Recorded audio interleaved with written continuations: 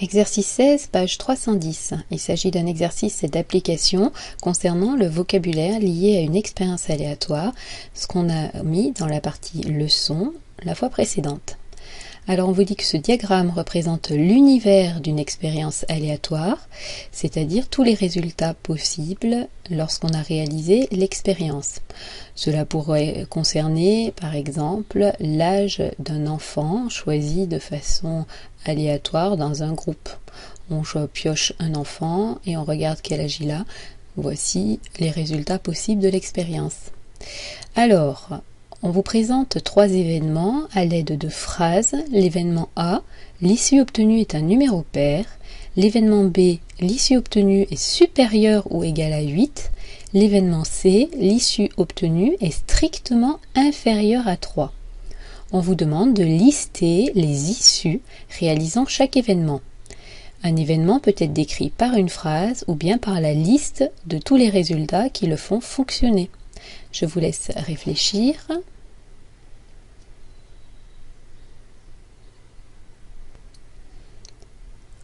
Si vous ne vous êtes pas trompé, on fait la liste des résultats à l'intérieur d'accolades. Et voici ce que vous devez obtenir. On vous demande de reproduire le diagramme et de représenter en rouge l'événement A, en vert l'événement B et en noir l'événement C. Donc comme dans la partie leçon, il s'agit d'entourer, de faire des paquets avec toutes les issues qui réalisent A, B et C dans les paquets de couleurs correspondantes. De nouveau, je vous laisse réfléchir seul à la question. Voilà ce que vous avez dû obtenir. On entoure les résultats, les issues qui font fonctionner les événements dans la couleur demandée.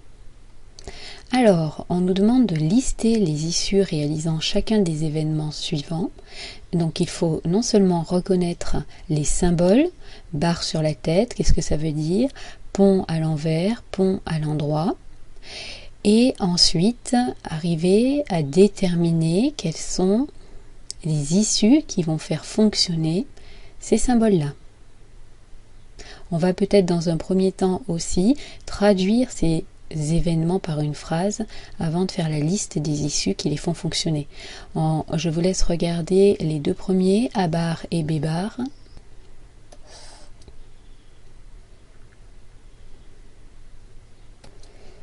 Donc pour obtenir A bar signifie événement contraire de A, B bar événement contraire de B, et pour obtenir l'événement contraire, il faut mettre dans la phrase le ne et le pas de la négation de l'événement. Donc l'événement A c'était l'issue obtenue est un numéro pair, son contraire sera l'issue obtenue n'est pas un numéro pair. On peut aussi écrire ce que ça signifie en français, ça signifie que c'est un numéro impair. Pour l'événement B, l'issue obtenue n'est pas supérieure ou égale à 8. Cela donnera... Donc l'événement B, c'était l'issue obtenue est supérieure ou égale à 8. Son contraire, l'issue obtenue n'est pas supérieure ou égale à 8. Et on peut le traduire aussi en disant que si on n'est pas supérieur ou égal à 8, c'est qu'on est strictement inférieur à 8. Maintenant, il faut faire la liste des issues qui vérifient ces critères. Donc, le contraire de A, si on regarde dans le sac de l'univers des possibles, le contraire de A, ça va être toutes les issues qui ne sont pas dans le sac rouge. Tous les numéros pairs, tous les numéros impairs, pardon, il s'agit donc de 1, 3, 5, 7, 9. Pour le contraire de B, ce sont les issues strictement inférieures à 8, des issues 1, 2, 3, 4, 5, 6, 7. On passe donc à A inter B et A inter C.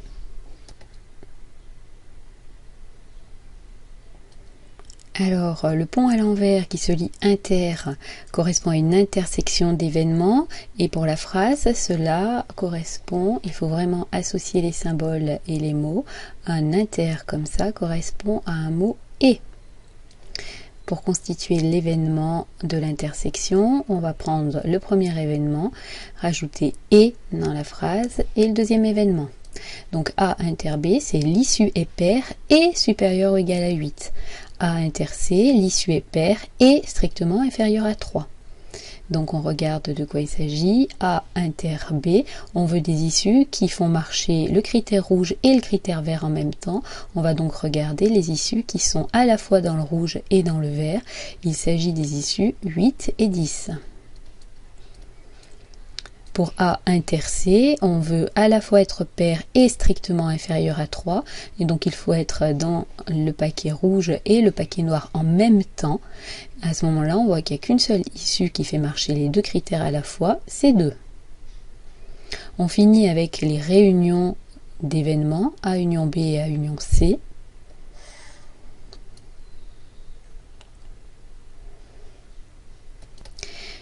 A union B signifie le union, qu'on va faire la réunion de deux événements et qu'il faut donc, pour obtenir l'événement correspondant, mettre le petit mot OU entre les deux événements.